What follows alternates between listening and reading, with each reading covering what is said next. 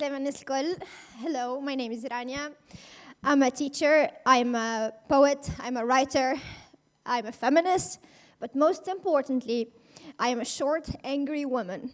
I know I'm not defying any stereotypes with this. So when they invited me to do this TED Talk, the first thing I thought about was, yes, I finally get to say thank you for coming to my TED Talk, so thank you for coming to my TED Talk. And the second thing I thought, I was like, oh my God, what am I gonna say? I have to talk about something that's close to my heart, something that I'm an expert at. And so as I started to panic, as my stomach clenched, it kind of hit me. The only thing that I am truly an expert at is anger. And so for that reason, today we're going to talk about my anger issues. So I've been dealing with anger issues my whole life. I've done everything on this planet to try to fix it. It's not working. I've done everything. That is, except going to therapy, so I'm not sure what I'm doing wrong. But let's start at the beginning. So it wasn't really when I was born, because I was told I was quite a happy kid. The truth of it is, as most women can relate, it all happened when you get your first period. 1 second, you're happy, go lucky, and then the next thing you know is blood, pain, blood, more pain. It's horrible. I do not recommend it. But then the worst part of it is that's not even the worst part of it, is that when you're a girl growing up, you kind of see the world around you change slowly. And for example, one of my favorite things to do as a kid, I grew up in Tabarqa, so one of my favorite things I used to do is that I would go to my grandma's house in Indraham. Me and my cousins would spend the day in the woods, exploring the forest, having fun, racing each other, just getting muddy. And then one day, I was told that I can't do that anymore. I was told that women don't get muddy. I was told that women don't run in the woods.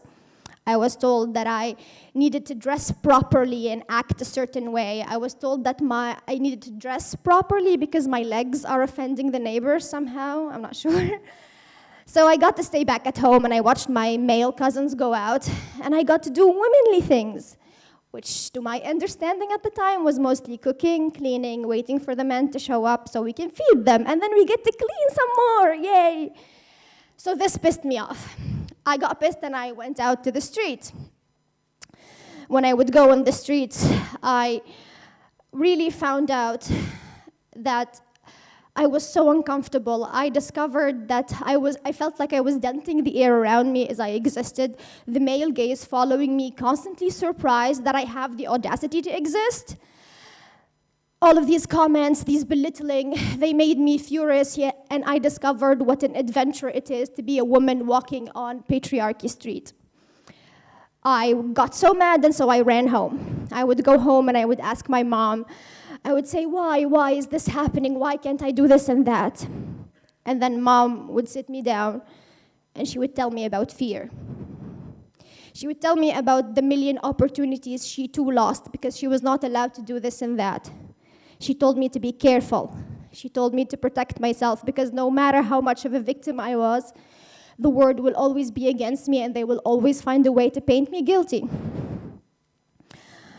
And really the message from all the women around me at the time was kind of clear that this is the way things are and there was nothing I can do about it. And so naturally, I got angry. See, this is the theme. I got so angry that year that I refused to speak for an entire year in my 8th grade. I refused to be this thing they called a woman, and I held my silent protest. But then day after day, as I held on to my anger, month after month, I realized that nothing was happening, nothing changing. I was still angry, the world is not changing. So I call this my dark emo era. It's my favorite era. And so when I got so angry, I did what most angry emo kids do. I sat down and I wrote a poem.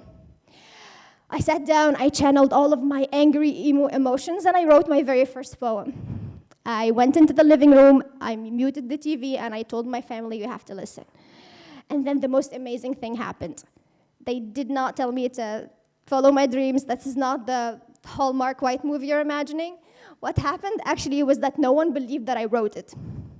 And so as I got dismissed, I was thinking to myself, the poem is so good that no one actually believes I wrote it. I must be doing something right. So I went back to my desk and I continued writing. You see, I didn't know it at the time, but I was really picking up my weapons then. I was angry, the word was my battlefield, and I'm choosing language and word as my sword and shield. Enter my rebellious era. This is where I got so loud and so angry. I could argue out of everyone, out of everything. I could argue my mom out of everything. That poor woman had no chance. And so I questioned her over and over again, but then her answers weren't really satisfying me. And that's where I went looking for answers in books. And in books, I found my people. And that's where I first stumbled on the F word. You see, it's always funny to me because people always assume that the feminists are angry for some reason, as if you become a feminist and then tomorrow you wake up as She-Hulk. When in truth, what happens is you're angry, you find feminism and you think, my people! So the books I read really gave me my answers. For the first time, I was satisfied. I found the words, I found an arsenal of weapons that I could use that worked on everyone. I could argue everyone out of everything until they see reason. It worked on my teachers, on my mom, on my friends, on my male friends, on that guy who kept saying, we gave you the right to vote and the right to work, what are you still whining about? Even my aunts, this is like my biggest achievement, my aunts gave up on trying to argue with me a long time ago. And so looking back at that year of silence of mine, I really understand now that the reason why I was so angry was because I did not have any way to communicate my perspective. I didn't know how if I was the only one feeling these things, and it was such a lonely place, and that's why I got angry. But these books I read, I found women from all over the world, from across ethnic backgrounds, from across religions, from across history. These women, they are struggling the same struggle I was. They taught me about the patriarchy, about the binary gender world we live in. They taught me about systems of oppression. And they taught me why it was so important for me to speak up. And most importantly, they taught me about a world where I did not have to be so angry. And more than anything, I wanted to fight for it. So I sat down, I picked up my sword, and I started writing. I went to university to study English literature and to sharpen my tools. And then, no matter how many people told me to stop writing, I never really did, because it was never really an option for me. If I stopped writing, I would just explode. And I published a few poems here and there in international magazines. And then at 23, I published my very first book of poems in Tunis, and I called it Stardust. You see, when I thought I would be an author, I kind of imagined that it would happen in my 60s, so I was really shocked more than anyone. And there I was, English book, poetry, if anything, where English is the third language in Tunis, and people were actually reading it. I was so happy, and suddenly I found myself on these panels with writers I have admired all of my life. But honestly, my favorite thing about being published is when that young teenage girl who is angry comes up to me and she says, I relate. I feel less alone now. I am picking up my words so I can fight my own battle. I honestly loved working with teenagers so much that this is where I felt like I could make the most difference, so I became a teacher. And on the very first day of me entering my classroom, I found out that being a teacher was nothing like being an author in a panel or a poet at a feminist convention, because these kids are, challenging? The universe really works in funny ways, because the first high school I ended up working in was in Indraham. And honestly, the year where I went back home was the toughest for me, because I spent the last 7 years of my life with arrogant, hopeful college kids. We really thought we were changing the world. But then enters a small town, enters a classroom, sets in reality, and I saw my students. I saw how the girls were judged on harsher scales. I noticed how my bright students are always almost girls, and I wondered how that will change once they enter the workforce. I saw how kind and emotional my male students were, and I hoped that the word would never train them out of that. I saw how my coworkers kept making remarks about how challenging it must be for me to manage a classroom. That one coworker who kept giving me advice on how to speak English or pronounce English, and then I found out that he wasn't actually an Arabic teacher. This is actually true. I sat through countless conversations where it was obvious to me that no matter how much I did with my life, it would never matter as long as I don't have a ring on my finger. And that really pissed me off, obviously. But honestly, the thing that broke me the most was that one day I was sitting with my cousin, a cousin of mine that I grew up idealizing.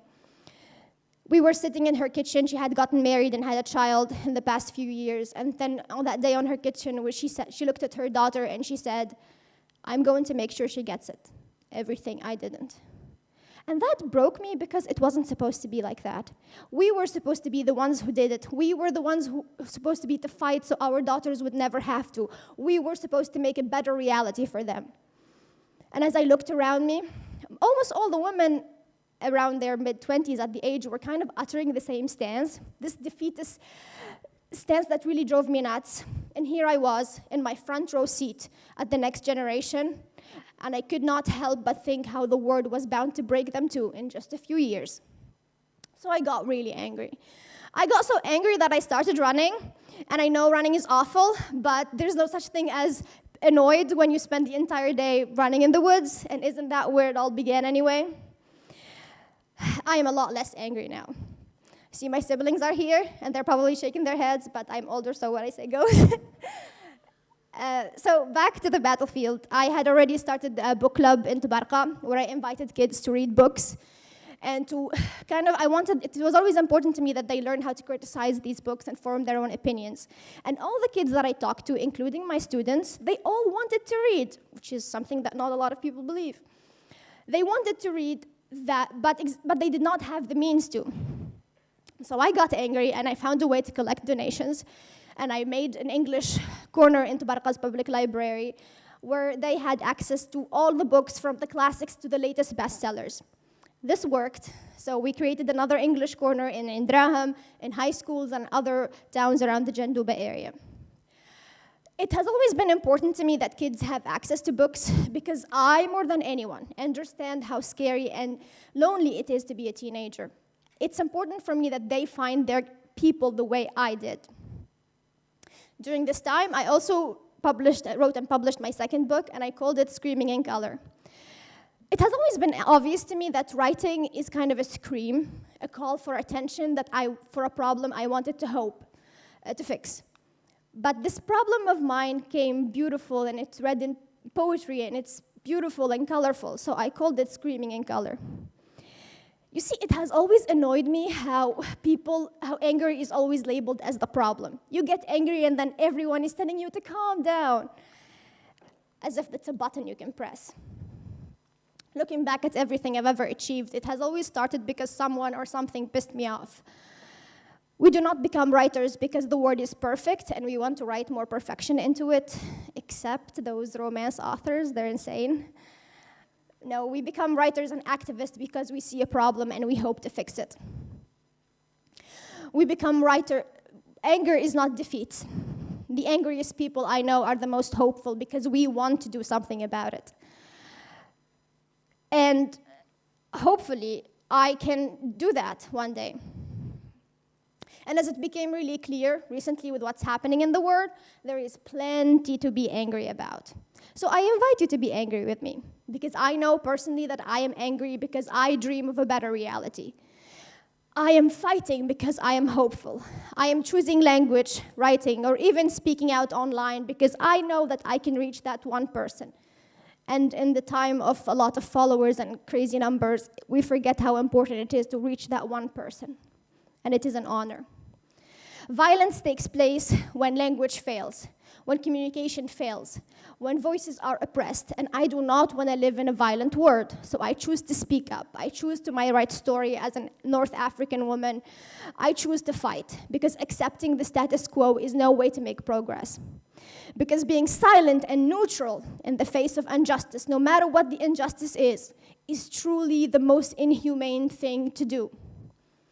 I'm not a therapist. I'm a writer. Clearly, I'm not a therapist. But I am telling you that it's okay to be angry. I want you to be angry and be brave enough to do something about it. Channel your anger into art. Paint and film and sing. Sing out loud. Sharpen your words and make your throat a machine gun, because we need you to stand with us and scream in beautiful, beautiful colors. Thank you.